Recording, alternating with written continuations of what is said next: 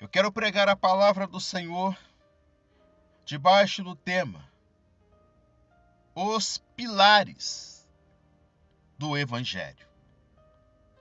Em 1 Coríntios capítulo 15, versículo 3 e 4, diz assim: Antes de tudo, vos entreguei o que também recebi, que Cristo morreu pelos nossos pecados, segundo as Escrituras, e que foi sepultado e ressuscitou ao terceiro dia, segundo as Escrituras.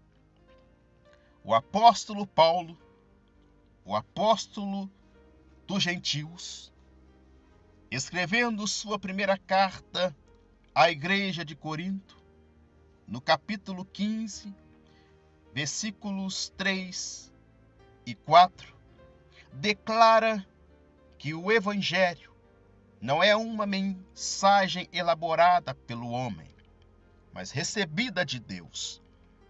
O apóstolo Paulo não apenas define a origem divina do Evangelho, mas também descreve o seu conteúdo.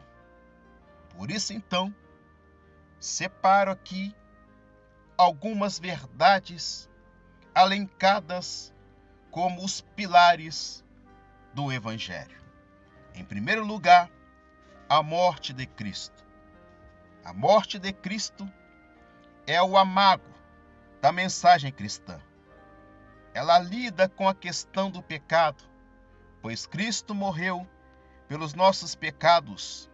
Isso nos mostra quão horrendo é o pecado e quão profundo é o amor de Deus. Isto nos revela quão santo é o caráter de Deus e quão alto é o preço da nossa salvação. Deus é santo e não pode ter comunhão com o pecado. Ele não pode contemplar o mal. Deus é luz e nele não há trevas nenhuma. Se dissermos que temos comunhão com Deus e andarmos nas trevas, mentimos e não praticamos a verdade. A Bíblia diz que nós pecamos por palavras, obras, omissão e também por pensamentos. Todos pecaram e separados estão da glória de Deus. O salário do pecado é a morte. A alma que pecar, essa morrerá. O homem, consequentemente, não pode salvar-se a si mesmo. Ele não pode pagar sua dívida diante de Deus. É culpado diante do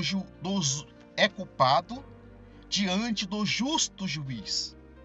E Deus não inocentará o culpado. Como o homem não pode salvar-se a si mesmo, ele precisa de um Salvador. Cristo, então, veio ao mundo como nosso substituto e fiador. Ele tomou o nosso lugar. Ele obedeceu à lei por nós. Ele carregou sobre o seu corpo no madeiro os nossos pecados. Deus fez cair sobre ele a iniquidade de todos nós. Ele foi ferido pelos nossos pecados. Ele foi esmagado pelas nossas transgressões. Ele se fez pecado e maldição por nós. Ele tomou sobre si a nossa culpa. Ele morreu por nós, satisfazendo a justiça de Deus, como nosso Cordeiro Pascal.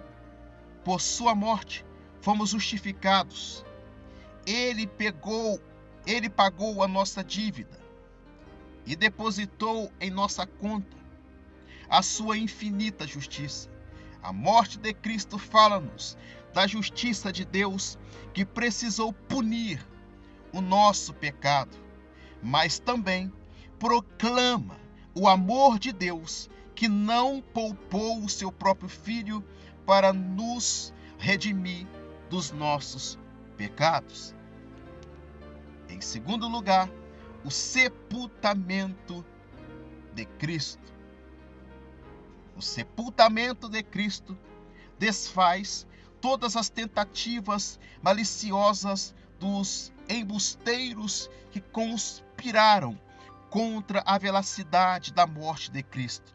Muitas explicações foram dadas para tentar anular a verdade incontestes da morte física de Cristo.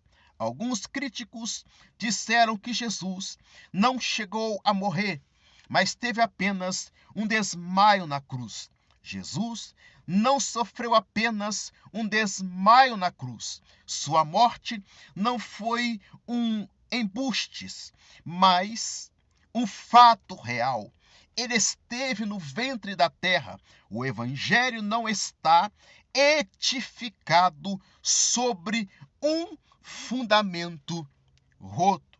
Quero dizer a você que o nosso Salvador, o nosso Redentor, o Cristo, o Cordeiro de Deus, que tira o pecado do mundo. Eu digo a você que os olhos de misericórdia do eterno Salvador está na sua direção. Ele está disposto a salvar você. Ele está disposto a tocar em você. Ele está disposto a transformar a sua vida, tirar você do buraco escuro e trazer você para a grande luz. Ele está disposto a tirar você do vale da sombra da morte para mostrar para você a saída, porque a saída somente está nele. Ele é a única razão absoluta e não há outro. Não existirá outro, porque ele é o centro, a verdade eterna. Por isso, ele diz em sua palavra: antes que o mundo pensasse em existir, eu já existia.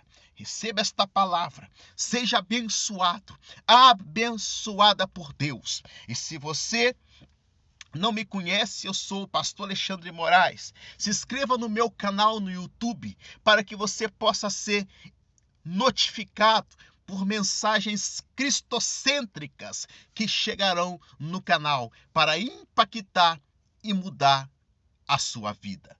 Até mais e um forte abraço.